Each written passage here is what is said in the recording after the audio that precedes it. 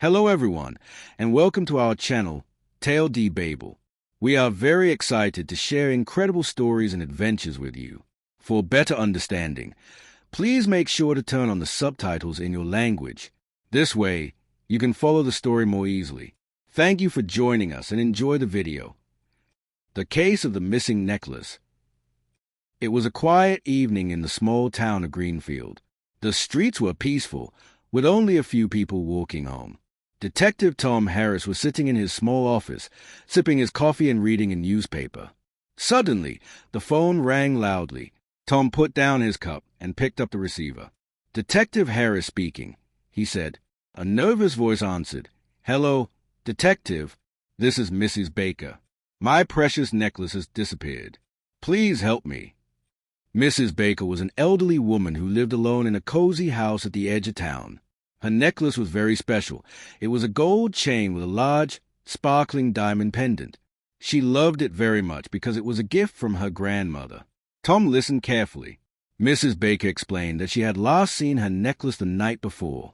She had been sleeping when she heard a strange noise. When she looked, the necklace was gone. She was very worried and afraid. "Don't worry, Mrs. Baker," Tom said kindly. "I'll come to your house right away." The next morning, Mrs. Baker arrived at Tom's office.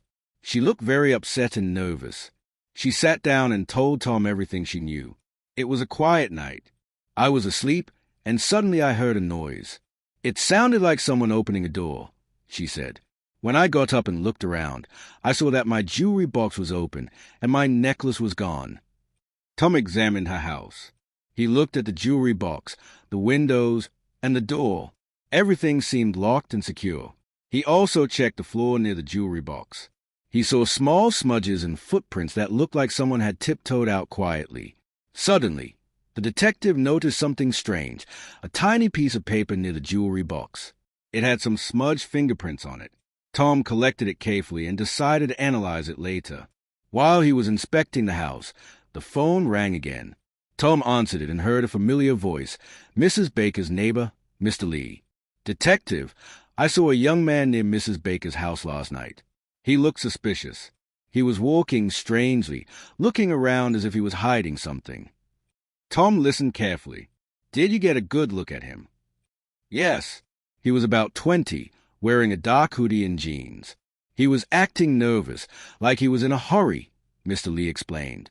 Tom nodded. "Thank you. That's very helpful. I'm on my way now." He thanked Mr. Lee and quickly left the office. He followed the footprints in the description to a small park near the town. There, sitting on a bench, was a young man looking down at his hands. "Excuse me," Tom said politely. "Are you James?" The young man looked up nervously. "Yes, I am. What do you want?" Tom showed him a photo of Mrs. Baker's necklace. "Did you take this from her house?" James looked away. After a pause, he admitted, "Yes, I did. I was desperate. I needed money for my family.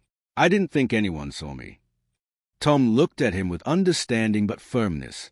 "Stealing is wrong, James, but I want to help you. You should return the necklace and say sorry." James nodded slowly. "I will. I promise." Tom took James to Mrs. Baker's house. When she saw her necklace again, her face lit up with relief and happiness. She hugged her favorite piece and thanked Tom. Later that day, Tom sat at his desk, thinking about the case. He knew James had stolen because he was in trouble. Many young people make mistakes when they are desperate. Tom decided to visit James's house and talk to his family. The next morning, Tom visited James's home and spoke with his parents. They were worried but grateful that James had been caught and was willing to make things right. With some advice and guidance, James promised never to steal again. That afternoon, James returned the necklace to Mrs. Baker personally. She was touched by his honesty and angered by what would have happened if he hadn't returned it. Throughout the week, Tom kept in touch with Mrs. Baker to make sure she was safe. He also checked that James was going to school and working hard. A few days later, Tom received a thank you note from Mrs. Baker. It said, "Thank you for helping me in catching the thief. I trust Detective Harris more than ever. Greenfield is safer because of you." That night, Tom sat back in his office, feeling satisfied. He knew he had helped solve a real problem and given someone a second chance. Thank you for watching. We hope you enjoyed the story as much as we enjoyed sharing it with you. If you liked the video, please give it a thumbs up and consider subscribing for more exciting tales in the future. We'd love to hear your thoughts in the comments. Until next time, take care and keep exploring new adventures. Bye for now.